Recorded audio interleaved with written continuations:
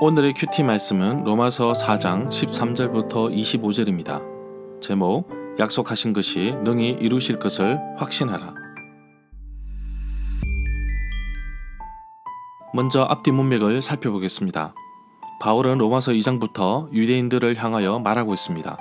그러나 실제는 2장 17절부터입니다.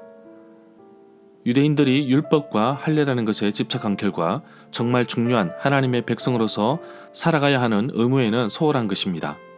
결국에는 유대인이든지 이방인이든지 모두가 죄인이라는 사실입니다. 이방인들은 율법을 몰라서 죄를 짓고 유대인들은 율법이 죄를 드러내기 때문에 죄인이라는 사실을 깨닫고 삽니다. 그래서 바울은 여기에서 율법이 아닌 믿음으로 접근합니다. 차별이 없으신 하나님께서 율법이 아닌 믿음으로 적용해 가며 살아가는 유대인이든지 이방인이든지 모두 하나님의 자녀라는 사실을 바울은 전해주고 있습니다. 바울은 유대인에게 율법이 아닌 믿음으로 의롭다 칭함을 받는 것을 설명하기 위하여 그들의 조상이라고 부르는 아브라함을 예로 들고 있습니다. 아브라함이 할례를 받기 전에 그의 믿음을 통해서 의롭다함을 받았습니다. 유대인의 조상이기도 한 아브라함은 할례를 받은 사람들의 조상이기도 하지만 아브라함이 할례를 받기 전에 가졌던 믿음의 발자취로 살아가는 사람들의 조상이 되기도 합니다. 하나님이 아브라함에게 주신 것은 약속인데 우리 자신이 그 약속을 믿으면 또한 하나님께서는 그 약속을 지켜주십니다. 문단을 나눠보겠습니다. 13절부터 17절은 약속을 통해 주어지는 믿음, 18절부터 25절은 아브라함의 믿음, 13절에 보면 하나님께서 아브라함과 그의 자손에게 주신 약속, 곧 그들이 세상을 물려받을 상속자가 되리라는 것은 율법을 통해서가 아니라 믿음으로 인한 의를 통해서 말미암은 것입니다. 세상의 상속자라는 의미는 창세기 17장 4절부터 6절에 약속하신 말씀에 근거한 것입니다. 이 약속은 율법에 근거한 것이 아닙니다. 바로 아브라함이 할례를 받기 전에 그가 하나님을 신뢰함으로 인해 하나님께서 그의 믿음을 통해 하나님께서 조건 없이 주신 것입니다. 바울이 로마서 4장 1절부터 12절에서 언급하였던 주제를 좀 더 확대시켜서 아브라함의 참된 후손은 유대인뿐만 아니라 아브라함이 할례 전에 가졌던 그 믿음대로 살아가는 이방인들 뿐만 아니라 예수 그리스도를 믿는 모든 사람들을 다 포함하고 있습니다. 후손이라는 단어를 씨라는 단어로 해석할 수도 있습니다. 여기서 씨는 단수의 의미로 해석하고 있는데 갈라디아서 3장 16절에 근거하면 그 씨, 후손은 바로 그리스도를 뜻한다고 할 수 있습니다. 14절에 보면 만일 율법을 지키고 의지하는 사람이 상속자가 된다면 믿음은 쓸모가 없어지고 무의미한 것이 됩니다. 약속도 헛것이 됩니다. 율법의 성취가 구원의 조건이라면 믿음은 결정적인 전제로서의 가치를 상실하는 것입니다. 15절에 보면 율법은 하나님의 진노를 불러오지만 율법이 없는 곳에서는 율법을 범하는 일도 없을 것입니다. 바울은 율법으로 말미암지 않고는 내가 죄를 알지 못하였다 라고 말하고 있습니다. 그러나 바울은 생명에 이르게 할 그 계명이 내게 대하여 도리어 사망에 이르게 하는 것이 되었다고 고백하고 있습니다. 이 내용은 로마서 7장 10절에 나옵니다. 16절에 보면 그러므로 하나님의 약속은 믿음에 근거한 것입니다.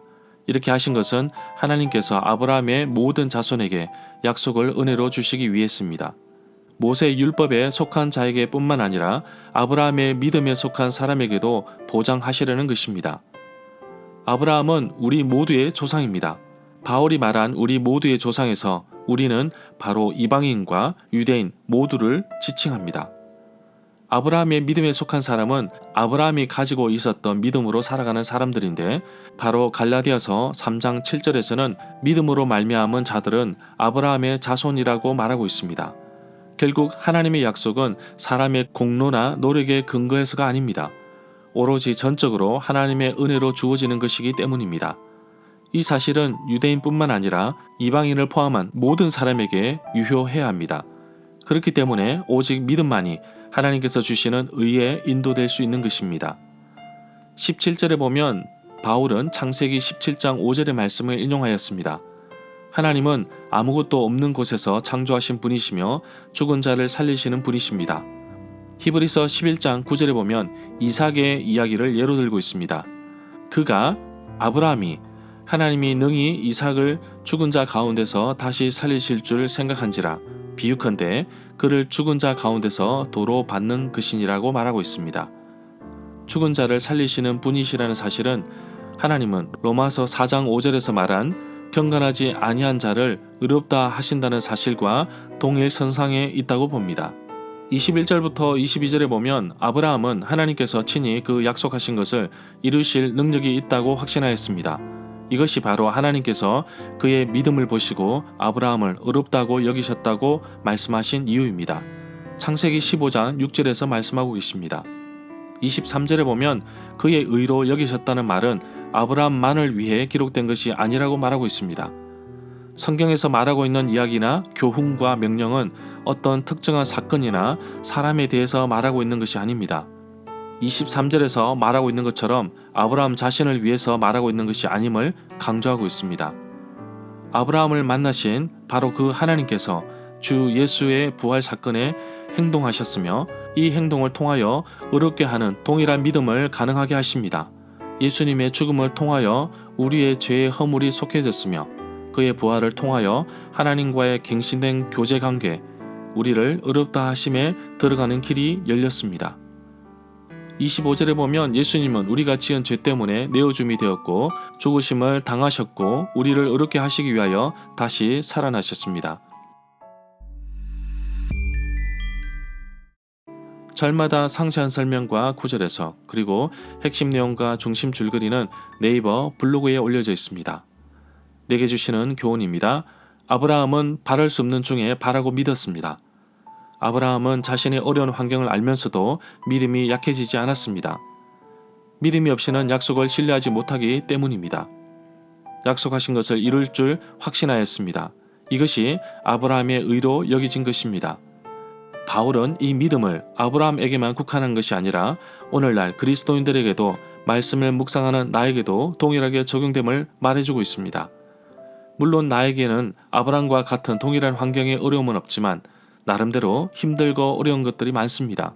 그러나 분명한 것은 나 역시 절망과 어려움 속에서도 믿음의 눈으로 하나님을 바라보며 나에게 주신 약속을 신뢰하며 살아가고 있다는 것입니다.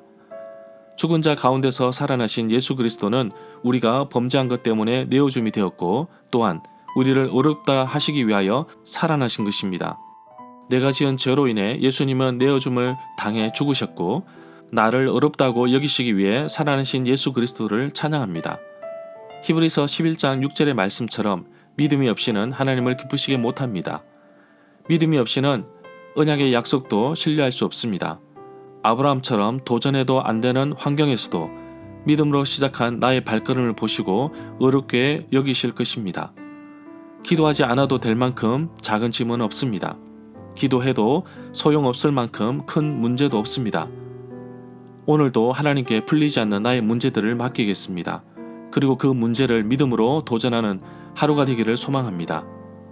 사람은 좋은 환경을 찾지만 하나님은 좋은 사람을 찾으십니다.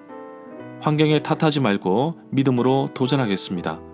신실하신 하나님을 의지하겠습니다. 그리고 그 결과는 하나님께 맡기겠습니다.